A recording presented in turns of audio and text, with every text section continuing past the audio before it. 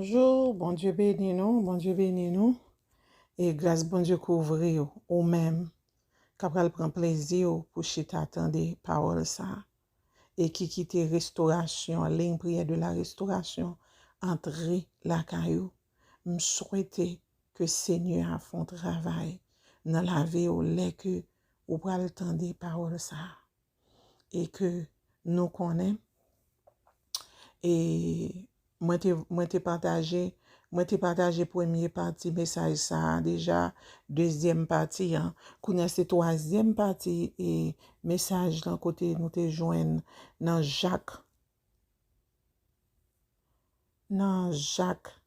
et 3 verset 17-18 c'est là serviteur t'a rafraîchi nom nous c'est là serviteur t'a aider nous ramasser force nous.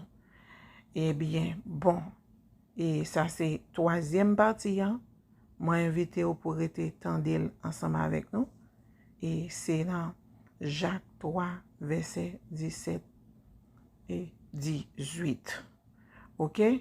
Malgré que quoi, le ou joindre vidéo ça, moi te quoi, ou partager pour nous. Et ou même, ou essayer de penser des sorts pour attendre qui est vraiment important. Et si ça peut déranger, si vous voulez brancher avec nous, sur ligne de prière ça, m'a mettre un numéro sur lui, sur dans vidéo ou capable brancher avec nous ou après qu'il nous brancher, ou capable faire ça pour la gloire de Dieu. Eh bien bon, moi invité vous. Fonti chita pour tendre, pour nous bénir, nous, pour nous tendre parole ça ensemble. Bon Dieu béni. L'hypocrisie, le fruit de la justice est semé dans la paix par ceux qui recherchent la paix. Père Céleste, merci pour l'amour de la parole qu'on mettait dans nous-mêmes. Merci parce que au bon nom des serviteurs des servants qui disposés, disponibles pour tendre la parole. Nous demandons où va remplir nous toutes qui sont réseaux ça avec fonction, où va enseigner nous et nous va apprendre de vous-même, Seigneur. C'est pour nous bénir, c'est pour nous glorifier, c'est pour nous toujours être sacrés depuis aujourd'hui jusqu'à la consommation des siècles. Amen. Amen. Bon, moi crois que nous sommes troisième semaine, non? Et ce troisième semaine, dans Jacques chapitre 3, verset 17-18. Et lundi prochain, va faire quatrième semaine pour nous clôturer le chapitre ça. Nous espérons que tout le monde ait invité l'autre monde afin qu'on soit capable de recevoir instructions ensemble. Mais il paraît que nous sommes timidement à connecter. Doucement. Si vous préférez dire, bon, moi-même c'est 47 degrés, il dit là, quand même, là. Hey. Jean-moi, Et les 47, oui, les 47, bon, là, quand même, là, ça veut dire que moi-même, je n'ai pas aucun problème avec 47 degrés, là. Et en décembre, quand je descends dans le bac là, mais je m'apprends que je descends à 8 degrés, bon, là, quand même. Ça veut dire que tout le monde a fonctionné. Bon. Nous assurons que le peuple a compris. Et ce n'est pas la température qui peut faire, et qui peut désactiver, mais c'est le Saint-Esprit qui peut activer, qui peut faire le travail. En nous partie, à ce moment, nous avons deux mots nous sommes capables d'utiliser, c'est conciliant et plein de miséricorde pour nous capables de toucher toutes. Parce que la semaine prochaine, nous allons faire une récapitulation générale pour nous capables de clôturer les 7 points spéciaux que nous témoignons et que dans je fais ça. La fois dernière, nous avons parlé de la piété, nous avons parlé de pacifique, nous avons parlé de modération. Nous avons parlé d'un monde qui est pacifié et que nous parlons de modération et à ce nous allons parler de conciliante. Et que nous allons parler du mot conciliante pleine de miséricorde. Oui, et que c'est ça. C'est-à-dire qu'il parle de la sagesse. La sagesse est conciliante. Et conciliante, et que nous croyons que, et on est sacré des conciliantes. Alors, conciliante, c'est deux mondes qui vivent en commun accord, ou bien tous deux mondes qui vivent dans l'amour fraternel. C'est ça qui est conciliante là. Et que, il y a un monde qui est conciliant, ça veut dire que, lui, qui s'est passé, lui accepter pour ne pas tenter, imposer propre opinion sur l'autre monde afin que, pour éviter dispute. C'est ça conciliant. C'est un monde qui ont des amis, les accepter pour ne pas imposer propre opinion sur le monde afin que pour éviter dispute.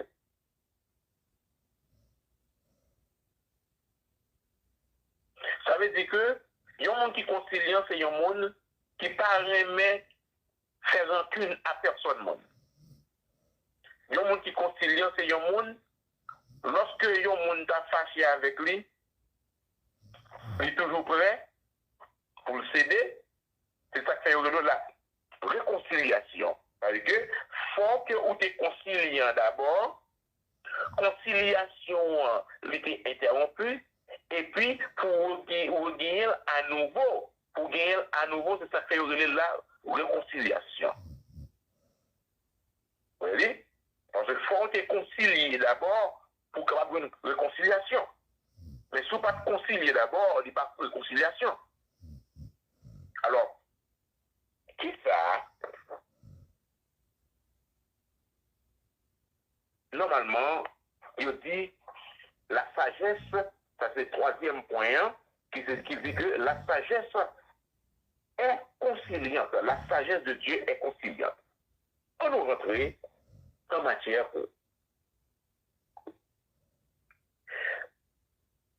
Lorsque le monde a la sagesse de Dieu dans vous-même, d'abord, qui c'est la sagesse? La sagesse, c'est un esprit de lié. Si on a bon Dieu, il faut que la sagesse de Dieu repose dans vous-même.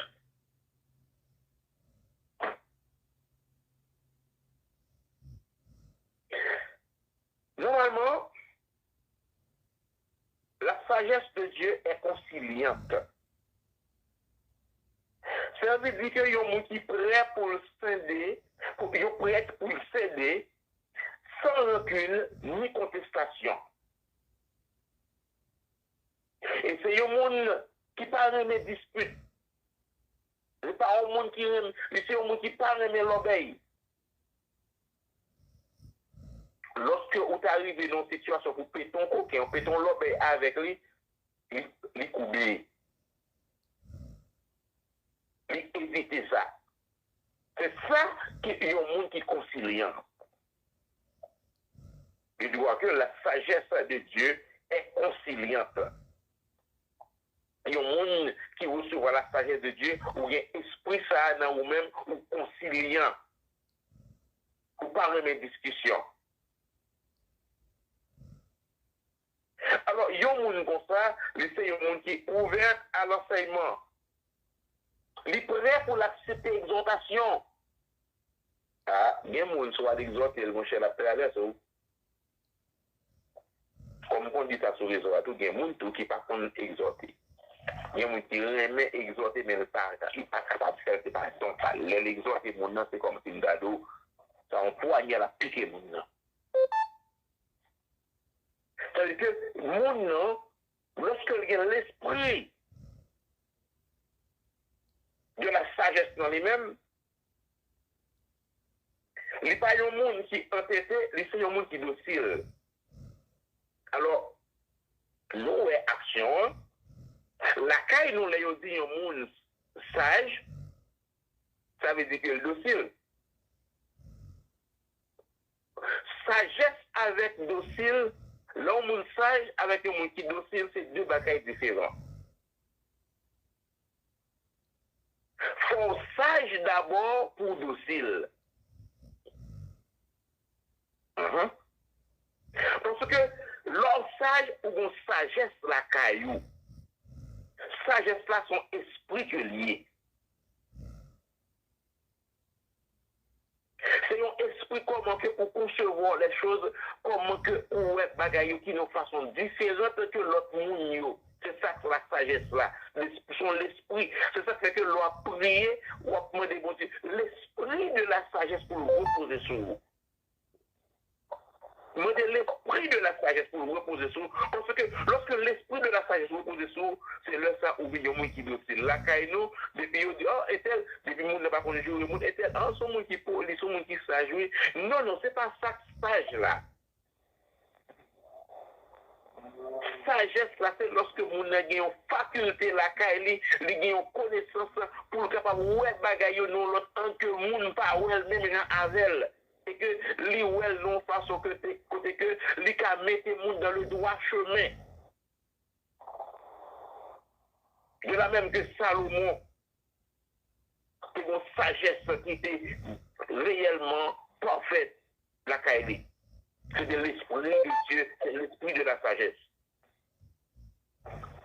Alors, chers frères et sœurs, lorsque l'esprit de la sagesse envahit le monde, il fait monde il volontiers pour agir dans la discipline, même genre avec un monde qui rentre dans le militaire. Lorsque vous rentrez dans le militaire, ça veut dire que vous acceptez à tout ça, à tout règlement et discipline militaire là, parce que dès que vous finissez signer papier ou rentrer dans le camp pour aller pour un training, ça veut dire que vous êtes accepté à tout consigne, à tout règlement et principe militaire. À droite, à gauche, marchons sur les pas et puis on ne compte pas, on marche sur les pas, il faut compter les pas. Marchons de même pas. C'est ça que c'est que lorsque ou nos groupes militaires, ou dans l'armée, ou nos troupes, il y a ces parades où tout le monde lever pied au même temps, ils déposent les au même temps, ils marchent, ils n'ont pas quitté votre derrière, ça veut dire que ils ont un principe, ils ont un règlement militaire. Alors, il y a un monde qui a l'esprit de la sagesse, dans lui-même, la sagesse de Dieu est conciliante. Et c'est un monde qui accepte l'information, c'est un monde qui accepte l'exhortation, et c'est un monde qui accepte pour être toujours capable de respecter l'autre, et accepte tout pour être capable de toujours aimer. Alors, il y a un monde qui est conciliant. C'est un monde qui a une morale, qui doit. C'est un monde qui respecte les lois ou plutôt les choses légales. Ce n'est pas un monde qui fait des choses illégales. Parce que tout ça qui fait illégal, il va mener une rupture, il va mener un désaccord avec l'autre monde. C'est que l'esprit de la sagesse de Dieu, il n'est pas dans nous-mêmes parce qu'on sommes qui déréglés. Alors, qualité ça, il fait de la première béatitude. Dans Matthieu chapitre 5, verset 3, il dit heureux les pauvres en esprit, car le royaume des cieux est à eux. Moi, je crois que dans le temps passé, il y a fait une explication de qui est le monde pauvre en esprit. La première béatitude là, lorsque vous pauvre en esprit, ça ne veut pas dire pour autant que les pauvres en esprit, c'est tout le monde qui est pauvre et que vous allez dans le ciel. Et pas ça veut dire.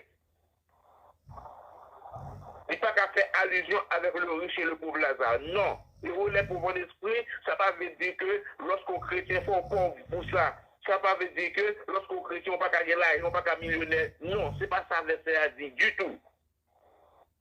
Au contraire, Salomon était un multimillionnaire, David était un multimillionnaire, Abraham était un multimillionnaire parce qu'il possédait beaucoup de biens. Bon Dieu pas de rejeter, au contraire, c'est bon Dieu qui baille Salomon en pile richesse parce que Salomon demande des sagesse seulement, en pile richesse. Ça veut dire que mon Dieu n'a pas de problème avec un monde qui est millionnaire. Lorsque les premières béatitudes a dit dans Matthieu chapitre 5, verset 3, il dit heureux les pauvres en esprit car le royaume des cieux est à eux. Ça pas pour pas quelqu'un monde qui pense que lorsqu'on est pauvre, c'est là qu'on va dans le ciel. Non. Pauvre en esprit, ça veut dire que c'est un monde qui doit chercher les choses d'en haut, qui a cherché premièrement le royaume et la justice de Dieu. Et c'est ça Salomon qui fait. Il chercher premièrement le royaume et la justice de Dieu, et puis tout le reste bénéficieux, les vignes joignent. Parce que les vignes en pile richesse, mon Dieu bali, ça que l'État veut bali, parce que Salomon pas moins de richesse, mais mon Dieu, ouais que Salomon, les balles richesse, ça veut dire que mon Dieu, qu'on fait mon riche, qu'on fait millionnaire, et qu'on fait mon passer bon moment dans la vie et tout.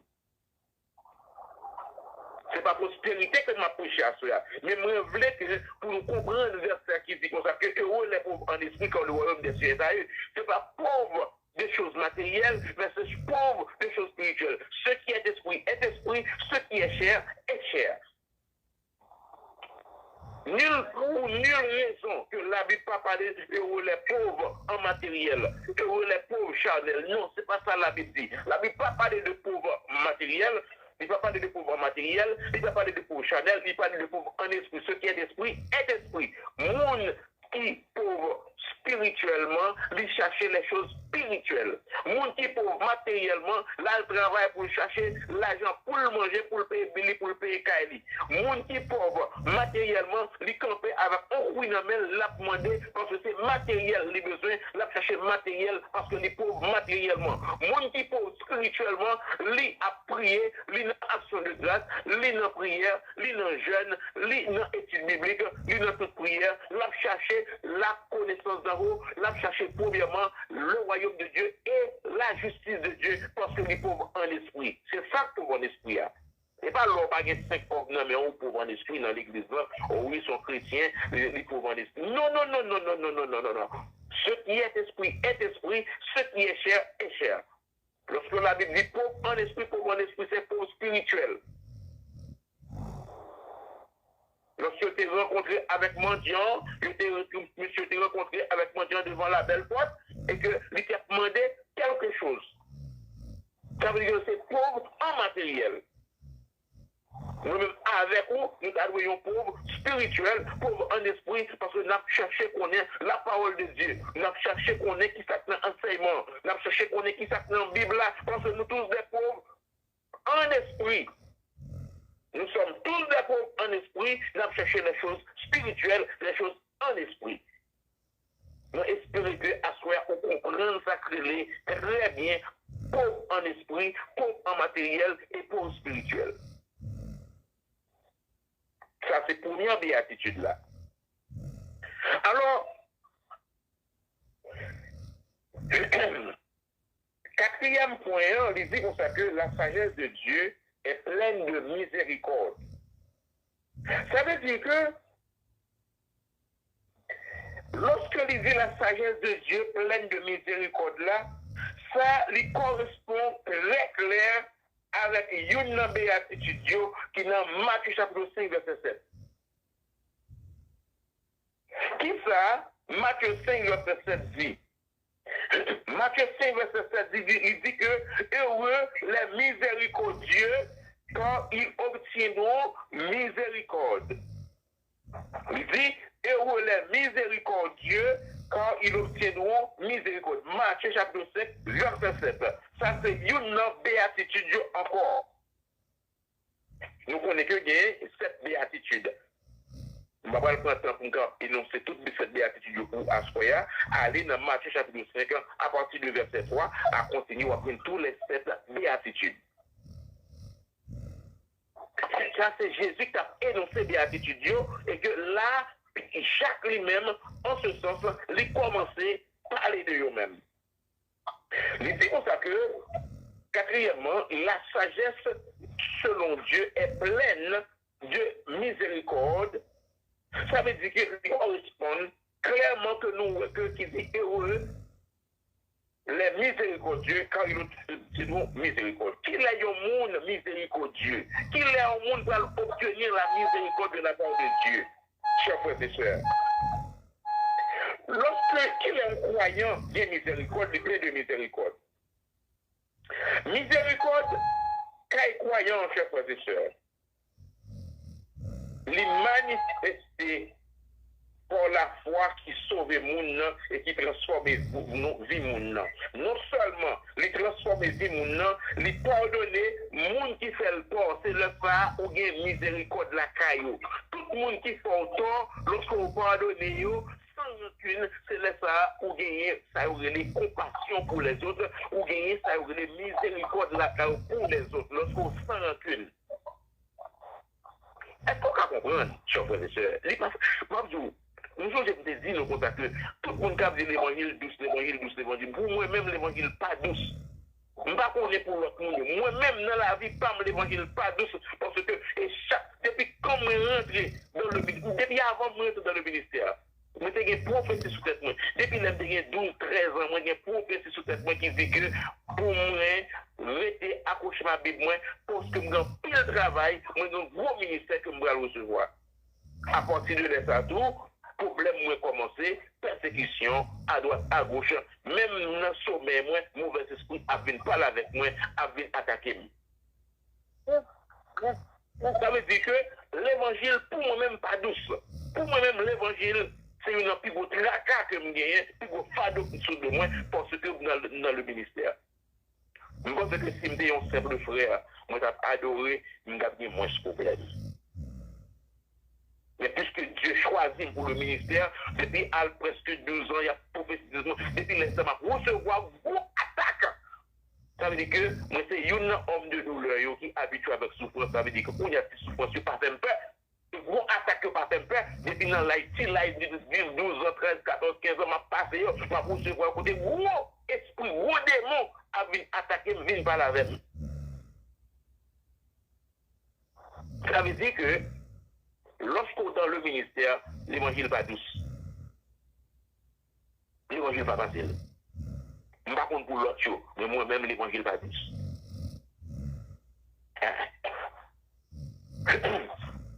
Lorsqu'on prend l'évangile au sérieux, vraiment, oui, ah non. Et pas même bagaille.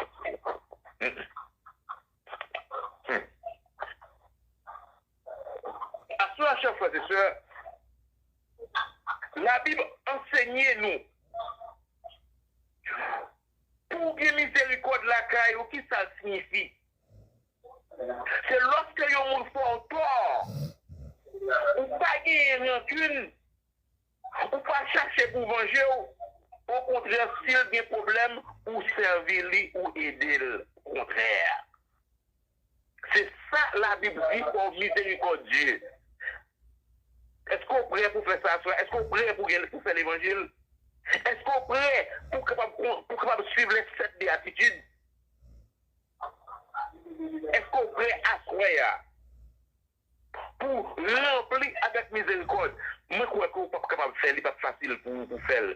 Mais lorsque on demande mon Dieu l'esprit de la sagesse, quand Salomon demande l'esprit de la sagesse là, quand il y a là, les gens font le bagage, on a bien que sensible pour lui. Au contraire, s'il n'a pas de problème, on va aider.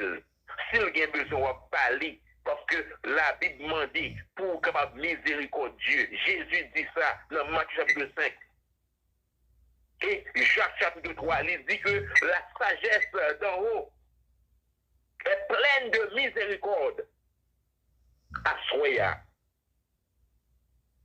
Est-ce que s'il y a un monde qui fait du tort, il frappe partout, il vient chercher un bagage dans le monde, il vient chercher, il mange, il vient demander au corps pour aider, est-ce qu'on ferme les entrailles ou pour lui? Lorsqu'on fait ça, ou pas dans la Bible encore, ou pas dans l'évangile encore, ou chuter, automatiquement. Alors, vous pensez que c'est l'homme qui a vu dans la place de chuter, c'est l'homme qui a le cas seulement de chuter, c'est les gens qui volent de chuter. Il y a quelques actions qu'on fait dans la Bible pour chuter au même instant. Et m'a dit un bagay. Lorsqu'on chute pour un bagay qui est écrit dans la Bible là, au même instant, Satan a un droit légal pour attaquer pour même agir et même tuer même parce que ou quitter la Bible là, ou violer les principes de la Bible, Satan automatiquement a un droit légal, il y a un papier signé dans mail pour attaquer parce que ou pas doué quitter ça. Jésus répétait les 7 béatitudes avec eux ou remettre en application. Puisque ou écarté de lui-même, Satan a un droit légal pour le frapper. Il y a des persécutions que ou à recevoir dans mes Satan, ça veut dire que c'est ou même qui give up ou abandonner droit de les sous. Où il y a Satan qui prend contrôle parce que ou abandonner les principes de la Bible. Ou pas connaître que si il y a quelques actions pour faire Satan qui doit légal pour l'attaquer. Il ne peut pas demander permission, non? Automatiquement, ou fait ça, il y a droit pour l'attaquer parce que il y a principe. Il ne peut pas l'attaquer comme ça, non? Sauf s'il y a ouais, joue-moi, on va faire un gros jour la plongée doit être solide pour te faire craser jour-moi avant. Mais si toutefois que pendant dans l'évangile là, pour là, ou font sérieux bagaille, il doit légal pour l'attaquer, il est capable même tuer même. Il y a plusieurs types de monde Satan attaqué. S'il connaît que, vous pas si vous arrivez dans le ministère, la cherche à empêcher avant qu'on arrive dans le ministère. Si vous êtes dans l'évangile, vous avez le principe, vous ne pas respecter, la attaquer, vous pensez que vous ne pas respecter les normes. Alors, vous pouvez comprendre à ceux qui l'ont chuté.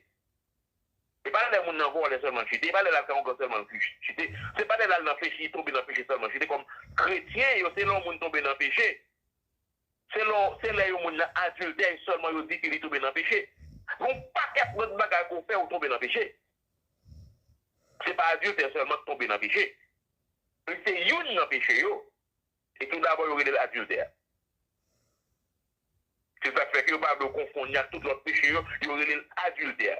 C'est-à-dire que l'autre péché, hypocrisie, c'est péché, c'est tout. Ou pas qu'à réconcilier avec un monde, même l'élément de pardon, ou pas ouvrir ça, ou pas réconcilier avec lui, c'est péché ou chuter tout. Il dit comme ça que dans Matthieu 5, verset 7, il dit heureux les miséricordieux, car ils obtiendront miséricorde.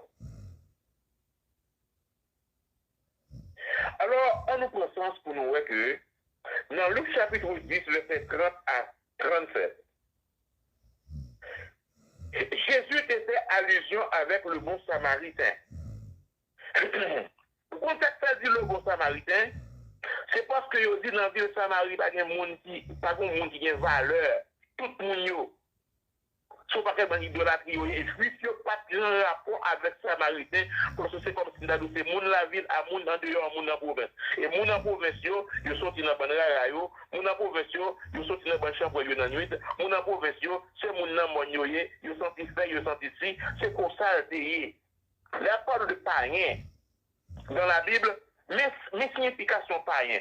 Païen, c'est un rapport qui est entre monde qui vit, qui fait en ville, qui se citadin, avec monde qui fait en province, qui est paysan. Autrefois, pour les Juifs, lorsque on dit que païen, c'est paysan qu'on y est. Lorsque on dit c'est Juif ou c'est citadin. Je dis, il y a des gens qui ne sont pas convertis, c'est païen.